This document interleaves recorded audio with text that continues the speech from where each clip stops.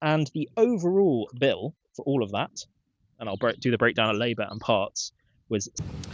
So you join me at RPM Technic today, and you can probably guess why I'm here. I'm here to pick up my 964 911, and I'm very excited to reveal the upgrades to it that I've done while it's been here. So here it is, the 964 in all its glory. While we're here, actually, I will take you for a little bit of a walk around the car park. I might as well show you the few tasty bits they have in stock. Start here, actually. A very nice GT3 RS. It's a 991.1 with an MR, Manti Racing kit on it, and you can see that, yeah, that looks pretty nuts. We've got a 991.2 GTS. I had one of these in silver, looks very nice, apart from the rear wiper. A can, Dodge thing, another GTS, but a 992 GTS, that's very nice. And if we go down here, we've got some other tasty bits.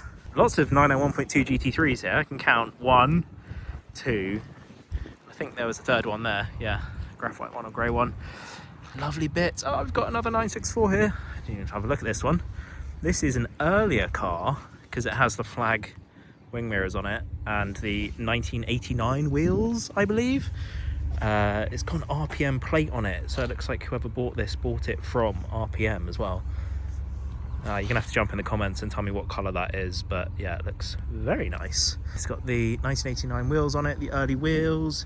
Has it got a Momo steering wheel? It does, yeah. It's got an aftermarket wheel on it. It's a manual, and it's a Carrera 2 as well, I think.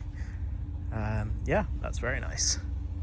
And then over here, got a Boxster Spider, another 991.1 GT3 RS, a GT4 RS there, with the magnesium wheels, but no ceramics. Bit of an odd spec, but very nice.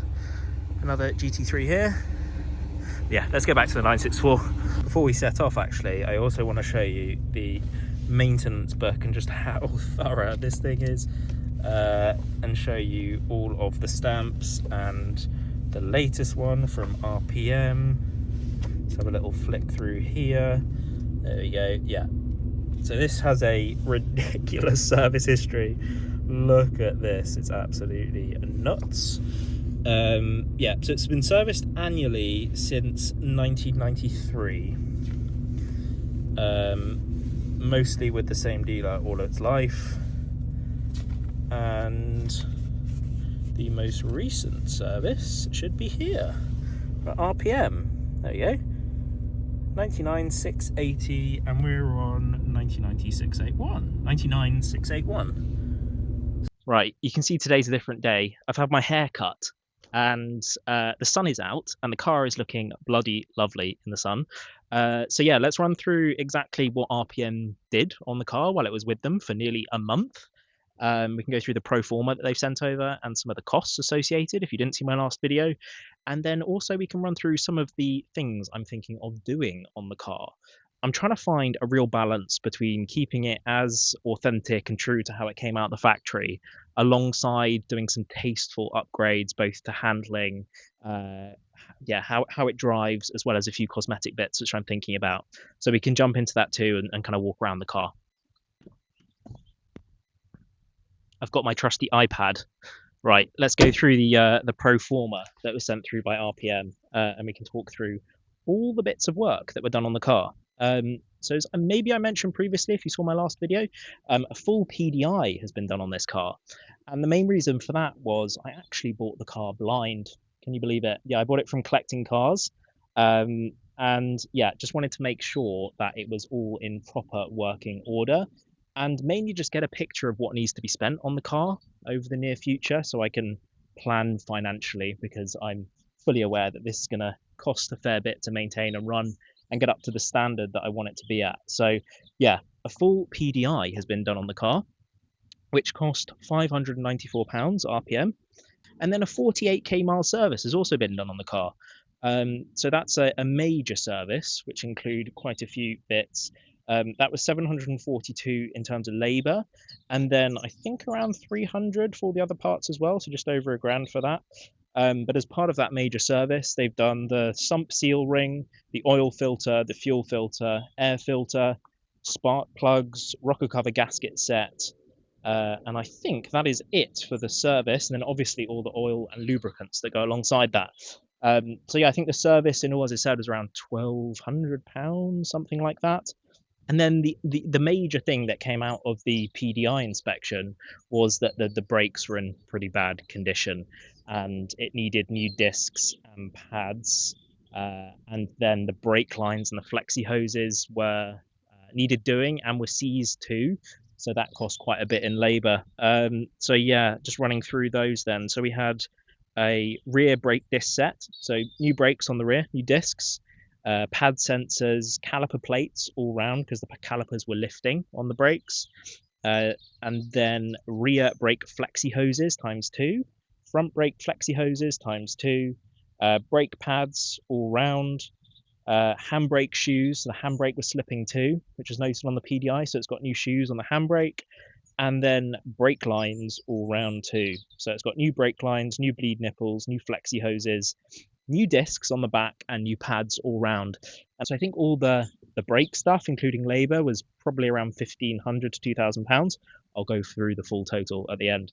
And then the other key thing that was noted on the PDI, which I really wanted to get sorted to feel comfortable driving this, because it could potentially cause a misfire, was the distributor caps and rotor arms on the engine needed doing. So the distributor caps ×2 were £277, and then the rotor arms ×2 were £109. So around kind of £400–500 for that plus labour. Yeah, I would not have wanted to take this on a long drive without knowing those had been done, because they can cause misfire and then mess up the engine and all of that stuff. So there's £171 on lubricants. So they had to bleed the brakes and put the brake fluid back in, and then all the oils and things that went along with the major service as well. And then the major cosmetic bit on the car, which you can probably tell if you follow me on Instagram and you've seen this picture of this car before, is the wheels have gone back to silver, and I'm so happy I've done that, to be honest. I think it looks absolutely stunning with silver wheels, like it came from factory. Yeah, bloody lovely in my opinion. So the wheels, to have them resprayed, was £400, and the center caps to match the wheels were £80. So yeah, wheels have been done, and the overall bill for all of that, and I'll do the breakdown of labour and parts, was £6,189. So yeah, it's quite a lot, but kind of what I expected when I bought this car. I knew it would probably need some stuff doing to it, and it could have been a lot worse if the engine needed a rebuild, which I think is between £12,000 and £15,000. And these are appreciating at the moment, so I'm quite happy spending some money on it and enjoying it and making sure it all runs correctly, having peace of mind you're not going to kind of break down, etc. So the breakdown between labour and parts was £2,870 for labour, and parts were £1,582, and then oils and lubricants were £173, and all the extras with the wheels was £497, which comes out to around the £6,200, obviously with VAT, etc. included. So yeah, I mean, it is what it is. I can't wait to get out and drive this now. It looks stunning in the sun. Right, so now let's do a little bit of a walk around with the car. Come and grab the camera, and we can, go around the car and talk about some of the additional things I'm thinking of doing. Yeah, I'd love to hear your thoughts in the comments about where I should focus my funds and attention. Right, so starting off with a few cosmetic bits then. These indicators, I'm potentially going to change to clear lenses, go for more of a monochrome look with the car, and the side repeaters would also change to clear.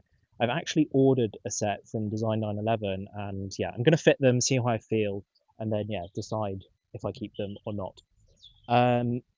These number plates have annoyed a lot of people too. These will probably go back to standard, not because other people have said so, but I do genuinely think that that those should be sensitive to the age of the car. So those will go back to normal plates from a cosmetic perspective. Otherwise, I'm pretty happy with how it looks, to be honest. I did think about doing a mod and getting one of those aftermarket spoilers to go on the car, but actually, in the end, I don't really want to make this look like a Singer. I think it's a stunning car as it is, and I don't think it needs it. So I'm planning to just keep it as is cosmetically otherwise. Lots of people do a rear wiper delete on there here and kind of fill in the glass on the rear wiper, remove the motor and stuff, which I could do.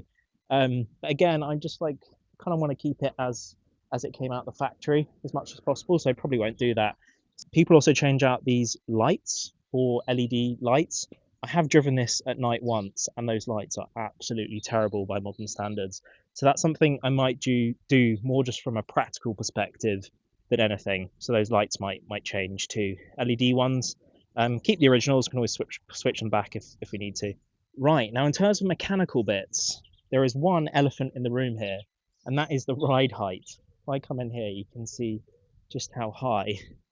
We're at probably, I want to say, 8 centimeters there between the wheel and the arch on the front, and the back is a bit better. It's still, yeah, it's not great. So yeah, the main thing I want to do on this is the suspension, which was noted in the PDI as needing to be sorted anyway. So the suspension's going to get done on this. I'm looking at Bilsteins at the moment. I did look at the KW3s as well, but I've heard from others that the ride is pretty hard on those. So yeah, Bilsteins it is, I think. So just planning on trying to find some of those at the moment. Okay, and if we now just go around and jump in the car, you can see here the car has had a retrim. So I believe the retrim was done maybe not that long ago, less than 5 years ago. And you can see here we've got white dials as well. It's an absolutely stunning place to be honest. All beautifully trimmed, in great condition. It's midnight blue in here, I believe is the name of the blue leather. So it's blue with white. And yeah, it actually doesn't need anything done in here. There is some light misting in this heads-up display unit, which probably needs to be opened and sorted out. I'm not sure what's going on there. And I'm thinking about getting the Porsche upgraded nav play kit in the middle. So yeah, we might think about doing that too.